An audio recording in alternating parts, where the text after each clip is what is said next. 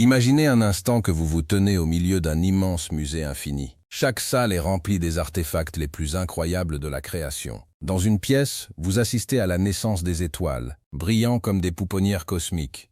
Dans une autre, vous contemplez la majesté terrifiante des trous noirs qui déforment le tissu même de la réalité. Vous marchez à travers des couloirs de matière noire et des galeries de pulsars scintillants. Mais soudain, vous arrivez devant une porte tout au bout du hall. C'est une porte ordinaire, lourde, sans poignée. Et chaque fois que vous demandez au conservateur du musée ce qui se cache derrière, ils détournent le regard, ils changent de sujet. Ils vous disent que cette pièce n'a pas d'importance, ou qu'il est impossible de voir à l'intérieur. Alors pourquoi s'embêter à essayer? Ce n'est pas seulement une métaphore, c'est l'état actuel de l'astrophysique moderne. Il existe une partie spécifique de notre univers, une région si massive et si significative qu'elle englobe près de la moitié du ciel de notre point de vue. Et pourtant, pendant des décennies, la communauté scientifique l'a largement traitée comme un angle mort galactique. On l'appelle la zone d'évitement. Le nom lui-même semble sortir d'un film de science-fiction à petit budget, mais la réalité est bien plus mystérieuse. C'est un endroit où nos cartes deviennent blanches, où nos télescopes les plus puissants peinent à percer, et où certaines des structures les plus massives du cosmos se cachent à la vue de tous. Aujourd'hui, nous allons lever le voile sur les raisons pour lesquelles cette région a été si ignorée, les choses terrifiantes que nous avons commencé à y trouver, et pourquoi certains des esprits les plus brillants de la planète sont discrètement terrifiés par ce que cet espace vide représente. Restez avec nous, car à la fin de ce voyage, votre vision du ciel nocturne ne sera plus jamais la même. Pour comprendre pourquoi les scientifiques évitent cette région, nous devons d'abord parler de l'endroit où nous nous trouvons. Nous vivons dans la banlieue d'un disque massif et tourbillonnant appelé la Voie lactée. Quand vous regardez un ciel nocturne vraiment noir, vous voyez cette belle bande blanche laiteuse s'étendre à travers les étoiles. C'est le bord de notre propre galaxie. Elle est remplie de milliards d'étoiles, de nuages massifs de gaz et de quantités gargantuesques de poussière interstellaire, et c'est exactement là que se trouve le problème. Imaginez que vous essayez de regarder une chaîne de montagnes lointaines alors que vous vous tenez au milieu d'un feu de forêt dense et fumant. La fumée est si épaisse que vous pouvez à peine voir votre propre main devant votre visage, et encore moins les sommets à des kilomètres de là. Pour les astronomes, la Voie lactée est cette fumée. La zone d'évitement est la zone du ciel qui est obstruée par le plan primaire de notre propre galaxie. Comme nous sommes assis à l'intérieur du disque, quand nous essayons de regarder vers l'univers profond à travers la partie la plus épaisse de la Voie lactée, tout ce que nous voyons, c'est notre propre fouillis interne. Les particules de poussière, bien que microscopiques, sont incroyablement efficaces pour diffuser la lumière visible. C'est pourquoi pendant très longtemps, la carte de l'univers présentait un trou géant et déchiqueté en son centre. Nous pouvions voir des galaxies à des millions d'années-lumière dans toutes les autres directions, mais dans cette bande spécifique, il n'y avait rien. Pendant longtemps, le refus d'étudier cette zone n'était pas nécessairement dû à la peur, mais à une pure frustration. Si vous êtes un scientifique avec un budget limité et un temps d'observation restreint sur un télescope, vous voulez des résultats. Vous voulez trouver de nouvelles galaxies, mesurer l'expansion de l'univers et chasser les exoplanètes. Essayer de regarder à travers la zone d'évitement était considéré comme une perte de temps. C'était l'équivalent d'essayer de prendre en photo un oiseau à travers un mur de briques. Ainsi, la communauté scientifique a pris une habitude. Ils ont simplement regardé ailleurs. Ils ont pointé le télescope spatial Hubble et d'autres observatoires massifs vers les parties claires du ciel, les pôles galactiques où la poussière est fine. Cela a créé un énorme biais dans notre compréhension de l'univers. Nous construisions un puzzle avec la moitié des pièces manquantes, et nous faisions comme si ces pièces n'avaient pas d'importance. Mais à mesure que notre technologie s'est améliorée, nous avons commencé à réaliser que quelque chose n'allait pas du tout. Nous avons remarqué que notre galaxie, ainsi que toutes les autres galaxies de notre voisinage local, se déplaçaient. Et elle ne se déplaçait pas seulement avec l'expansion générale de l'univers. Elle était tirée. C'est là que l'histoire passe de la difficulté technique au véritable mystère cosmique. Les astronomes ont découvert que la Voie lactée file à travers l'espace à une vitesse stupéfiante de plus de 2 millions de kilomètres par heure. Maintenant, vous pourriez penser que tout bouge dans l'espace, et vous auriez raison. Mais nous ne dérivions pas simplement. Nous accélérions vers un point spécifique de l'espace. Et devinez quoi? Ce point est situé directement derrière la partie la plus épaisse et la plus sombre de la zone d'évitement. Cette entité mystérieuse a été surnommée le Grand Attracteur. C'est une anomalie de gravité si massive qu'elle attire des centaines de milliers de galaxies vers elle. Elle représente une masse équivalente à des dizaines de milliers de Voies lactées. Et pourtant, pendant des décennies, nous ne pouvions pas la voir. La chose même qui dicte le destin de toute notre région de l'univers était cachée derrière un voile de poussière que les scientifiques trouvaient trop ennuyeux à regarder. Pensez à l'ironie de la chose un instant. Nous dépensons des milliards de dollars pour chercher les origines du Big Bang et la nature de l'énergie noire, alors qu'une structure gargantuesque entraîne tout notre voisinage galactique vers un destin inconnu, et nous l'avons simplement ignoré parce que la vue était floue. Le grand attracteur n'est pas juste un gros tas d'étoiles. C'est le point focal d'un super amas massif de galaxies appelé l'Aniakea. Quand les scientifiques ont enfin commencé à utiliser des télescopes à rayons X et infrarouges pour voir à travers la poussière, ils ont commencé à réaliser l'ampleur de ce qui nous manquait. La lumière infrarouge a une longueur d'onde plus longue que la lumière visible, ce qui signifie qu'elle peut glisser entre les particules de poussière comme une personne se faufilant dans une pièce bondée. Les rayons X peuvent passer directement au travers. Quand nous avons enfin tourné ses yeux vers la zone d'évitement, l'univers caché a explosé sous nos yeux. Nous avons trouvé des milliers de galaxies qui n'avaient jamais été répertoriées. Nous avons trouvé des amas massifs qui étaient auparavant invisibles. Mais même avec ces nouvelles technologies, le refus d'étudier cette zone persiste dans certains cercles de l'établissement scientifique. Pourquoi ?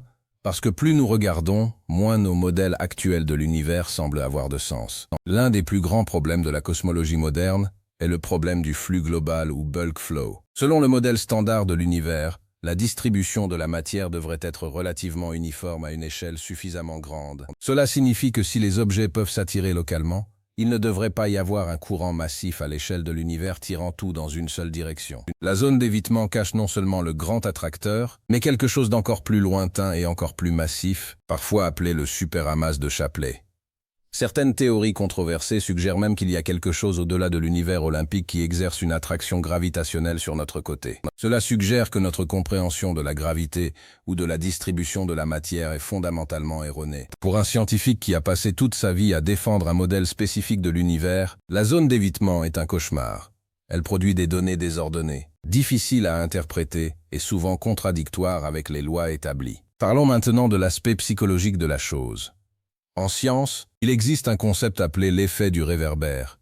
Cela vient d'une vieille plaisanterie sur une personne qui cherche ses clés sous un réverbère, non pas parce qu'elle les a perdues là, mais parce que c'est là qu'il y a de la lumière. Pendant un siècle, les astronomes n'ont regardé que là où se trouve la lumière cosmique. La zone d'évitement représente l'obscurité, l'inconnu et la pile des choses trop difficiles. Mais comme tout explorateur vous le dira, les choses les plus difficiles à trouver sont généralement celles qui changent tout. Il y a une tension silencieuse et bouillonnante dans la communauté. D'un côté, vous avez les traditionalistes qui pensent que nous devrions nous concentrer sur les données que nous pouvons voir clairement. De l'autre, vous avez une nouvelle génération de cartographes cosmiques qui sont convaincus que les clés pour comprendre notre destin ultime sont enfouies dans la poussière du plan galactique. Il ne s'agit pas seulement de jolies images de galaxies. Il s'agit de savoir si nous comprenons réellement comment l'univers fonctionne. Si vous regardiez à travers un radiotélescope vers la zone d'évitement aujourd'hui, vous ne verriez pas le vide.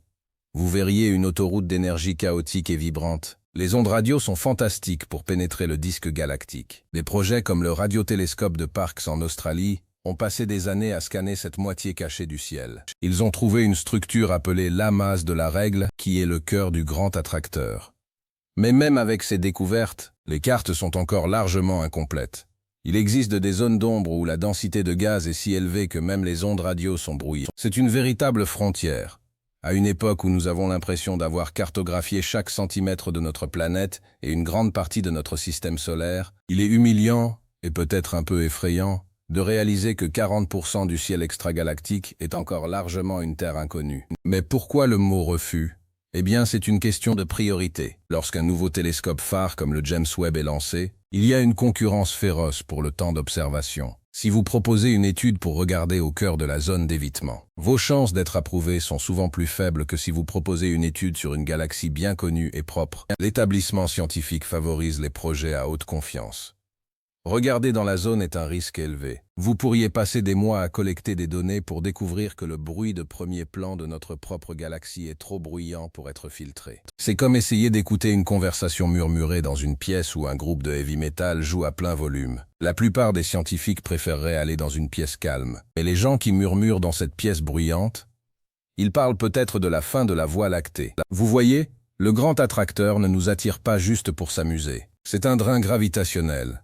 Finalement, dans des millions ou des milliards d'années, la Voie lactée et toutes les autres galaxies de l'amas de la Vierge fusionneront dans cette structure massive. Nous faisons partie d'une convergence cosmique. En ignorant la zone d'évitement, Nous ignorons essentiellement la route sur laquelle nous voyageons actuellement. Imaginez conduire une voiture à grande vitesse tout en refusant de regarder le pare-brise parce qu'il y a trop d'insectes écrasés dessus. Vous pouvez regarder par les fenêtres latérales autant que vous le voulez. Vous pouvez voir le beau paysage et les autres voitures. Mais si vous ne savez pas ce qui se trouve droit devant, vous avez des ennuis. C'est pourquoi l'étude du ciel caché est si vitale. Ce n'est pas seulement de l'astronomie en bonus. C'est le cœur de notre géographie cosmique. L'une des découvertes les plus fascinantes faites récemment dans cette zone interdite est le superamas de Vela. Il s'agit d'une masse colossale de galaxies qui n'a été découverte qu'il y a quelques années. Elle est située encore plus loin que le grand attracteur, mais son influence gravitationnelle est si massive qu'elle explique en fait une partie importante du mouvement inexpliqué de notre galaxie. Le superamas de Vela est passé inaperçu pendant presque toute l'histoire de l'astronomie humaine malgré le fait qu'il soit l'une des plus grandes structures de l'univers connu. Il se cachait derrière la poussière. Cette découverte a envoyé des ondes de choc à travers la communauté car elle a prouvé que nous sommes encore capables de rater des caractéristiques astronomiques de la taille d'un océan simplement parce qu'elles se trouvent dans la mauvaise partie du ciel. Cela soulève une question plus profonde et plus philosophique. Qu'est-ce qui se cache d'autre là-dedans? Si nous pouvons rater un superamas de galaxies, en est-il d'objets plus petits, peut-être plus étranges? Certains théoriciens ont suggéré que la zone d'évitement pourrait cacher des trous noirs errants qui ont été éjectés du centre de notre galaxie, ou même des galaxies sombres composées entièrement de matière noire qui n'émettent pas de lumière, mais exercent une forte attraction gravitationnelle. Il existe même des théories plus marginales sur des clones de notre propre galaxie ou des structures en miroir. Bien que cela relève principalement de la spéculation, le fait demeure que nous ne savons pas parce que nous n'avons pas assez regardé. L'évitement n'est pas seulement un obstacle technique, c'est un blocage mental. Nous aimons que l'univers soit propre. Nous aimons que le Big Bang explique tout parfaitement. Mais la zone d'évitement continue de jeter des bâtons dans les roues de nos jolis petits modèles. Regardons cela du point de vue d'une civilisation extraterrestre. Si un astronome extraterrestre regardait la Voie lactée depuis une autre galaxie, il aurait une vue parfaite de ce qui se trouve de chaque côté de notre disque. Il verrait clairement le grand attracteur et le superamas de Shapley. Il trouverait probablement hilarant que nous soyons si aveugles à notre propre environnement. Nous sommes comme une personne avec un bandeau permanent sur le milieu de sa vision. Nous sommes devenus experts dans la perception de la périphérie, mais le centre reste un mystère. Et comme nous le savons par la biologie et la psychologie, ce qui se trouve au centre de votre vision est généralement ce qui est le plus important pour votre survie. En termes cosmiques, la zone d'évitement est notre angle mort, et il est énorme. Mais les choses changent lentement. Le refus s'effrite grâce aux nouvelles technologies. Nous entrons dans une ère d'astronomie multimessager. Cela signifie que nous ne regardons pas seulement la lumière. Nous regardons les ondes gravitationnelles et les neutrinos.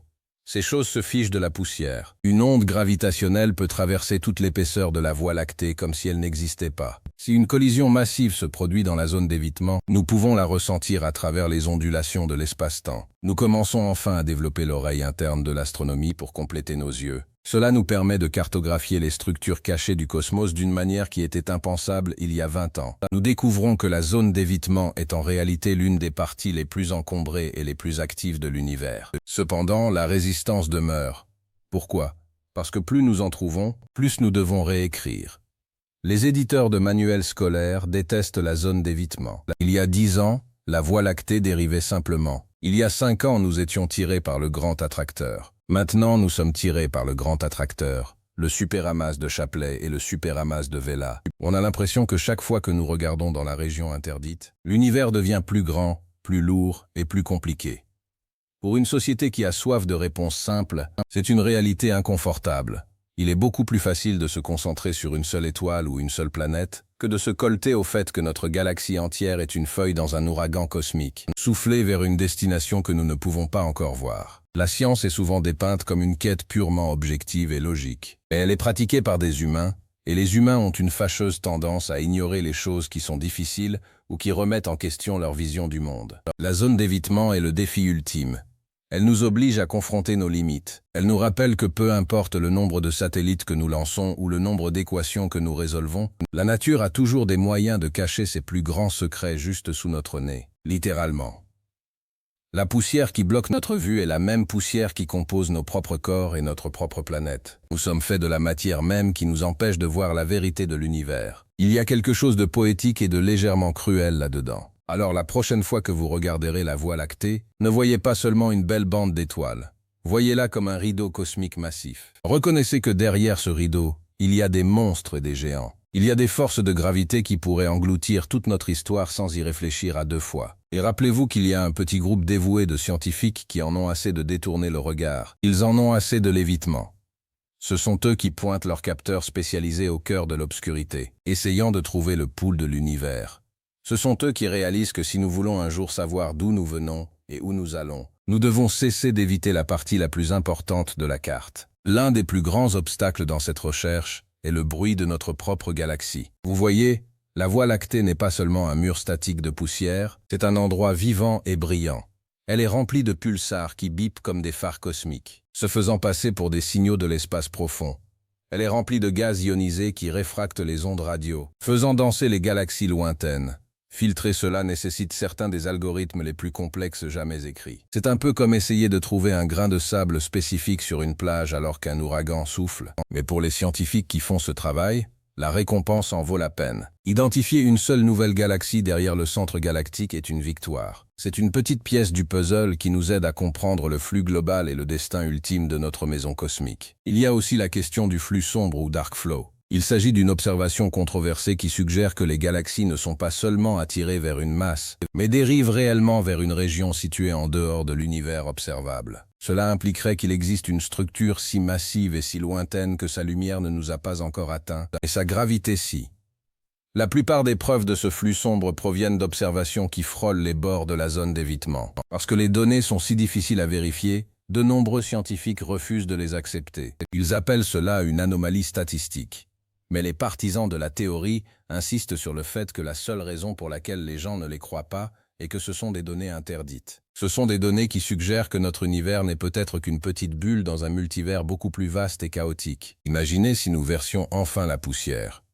Imaginez si, demain, tout le gaz et la poussière de la Voie lactée disparaissaient soudainement. Le ciel nocturne serait transformé.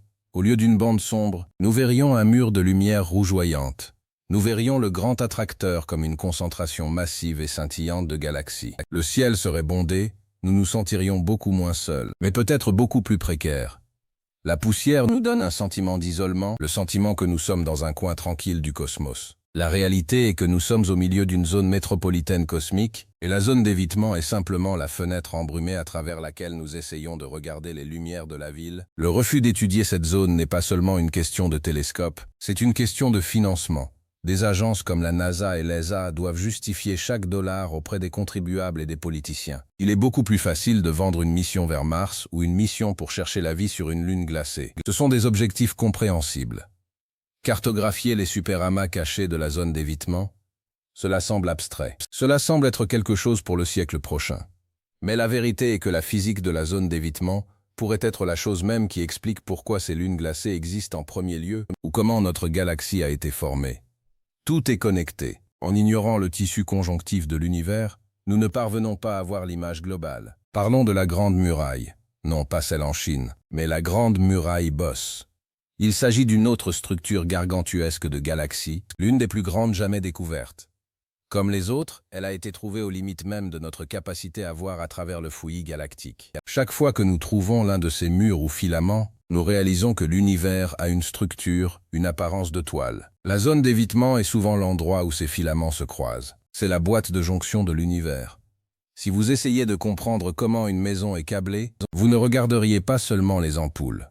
Vous regarderiez les boîtes de jonction derrière les murs. Les scientifiques commencent enfin à réaliser qu'ils ont regardé les ampoules pendant 100 ans tout en refusant de regarder derrière le mur de la Voie lactée. Mais pourquoi cette peur ?